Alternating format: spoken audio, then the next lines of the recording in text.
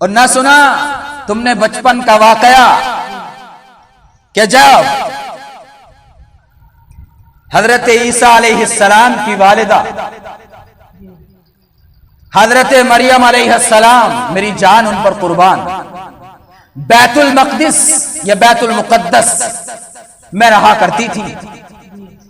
اللہ تبارک و تعالیٰ کو جب عیسیٰ علیہ السلام عطا کرنے ہوئے تو کہا ہے مریم یہ مسجد ہے، یہاں سے تم جاؤ باہر جنگل کی طرف، اللہ تعالیٰ وہیں تمہیں تمہارا بیٹا عیسیٰ علیہ السلام عطا فرمائے گا. سمجھ رہے ہیں؟ ارے پہنچ گئے منڈی والے بھیا، آگے پہلے پہنچ جاتے ہیں، اللہ خیر کرے. حضرت مریم علیہ السلام سے یہ کہا گیا کہ پاک بی بی، بطول بی بی، جاؤ باہر کی طرف، کیونکہ یہ پاکی کی جگہ ہے، پاکی کی جگہ ہے، باہر کی طرف جاؤ، آپ پیدا کر کے بچے کو لے کے آئیں. بہرحال وہ پورا واقعہ ہے. تو مریم علیہ السلام سے یہ کہا گیا جب بیت المقدس میں تھی کہ جاؤ باہر کی طرف، لیکن مولا علی پیدا ہوئے تو دیوار پھاڑ کے اندر لے لیا گیا.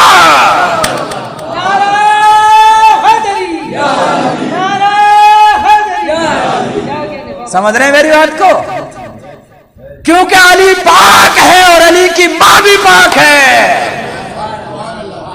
علی نور ہے اور نور ہمیشہ پاک ہوتا ہے. اللہ کے رسول نے فرمایا، حدیث دے رہا ہوں، سوشل میڈیا پہ شاید پوری دنیا میں جائے گی، کیا فرمایا؟ انا و علی من نور واحد، انا و علی من شجر واحد. علی اور میں ایک شجرے سے ہیں، ایک درخت سے، علی اور میں ایک ہی نور سے ہیں.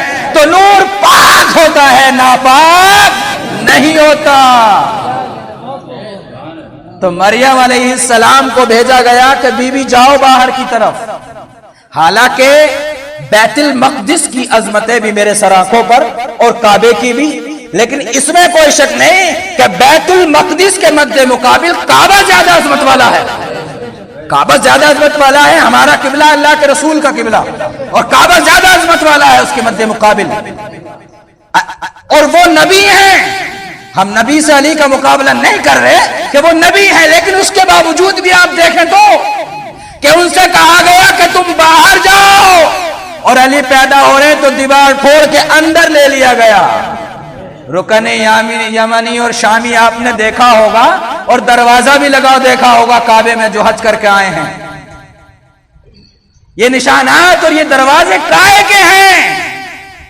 مولا علی کرم اللہ تعالی وجہہ الکریم کی والدہ طواف کر رہی تھی، درد ذہ ہوا، اندر لے لیا گیا، پیدا ہو گئے مولا علی. تبھی تو بعض لوگوں نے کہا کہ اللہ کے گھر میں اللہ کا بیٹا آیا، اسی لیے گمراہ ہو گئے کچھ لوگ جن کو ہم نصیری کہتے ہیں، کہ اللہ کے گھر میں اللہ کا بیٹا آیا ہے، اس لیے گمراہ ہوئے کچھ لوگ. خدا جان لیا، خدا کا بیٹا جان لیا. تو علی کی فضیلتوں کا اندازہ نہیں کر سکتے.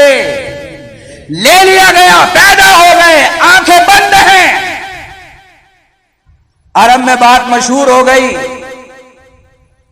عرب میں بات مشہور ہو گئی، نابینا ہے.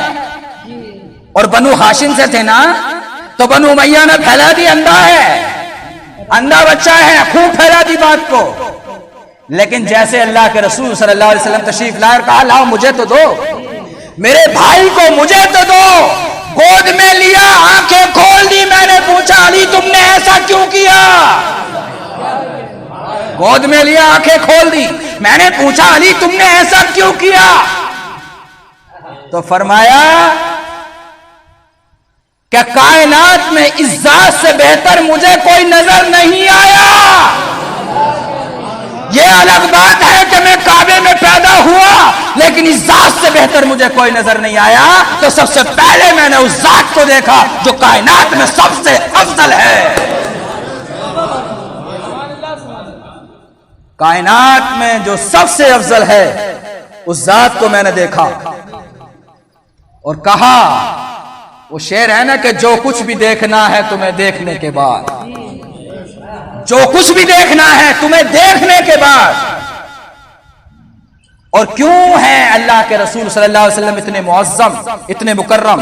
فاضل بریلوی نے بھی کہا کہ حاجیوں آؤ شہنشاہ کا روزہ دیکھو، اور کعبہ تو دیکھ چکے، کعبے کا کعبہ دیکھو۔ کعبے کا کعبہ کون ہے؟ اللہ کے رسول صلی اللہ علیہ وسلم کی ذات۔ حاجیوں آؤ شہنشاہ کا روزہ دیکھو، ارے کعبہ تو دیکھ چکے، کعبے کا کعبہ دیکھو۔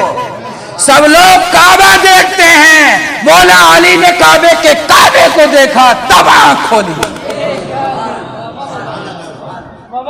کعبے کے کعبے کو دیکھا تب کہیں جا کر آنکھ کھولی۔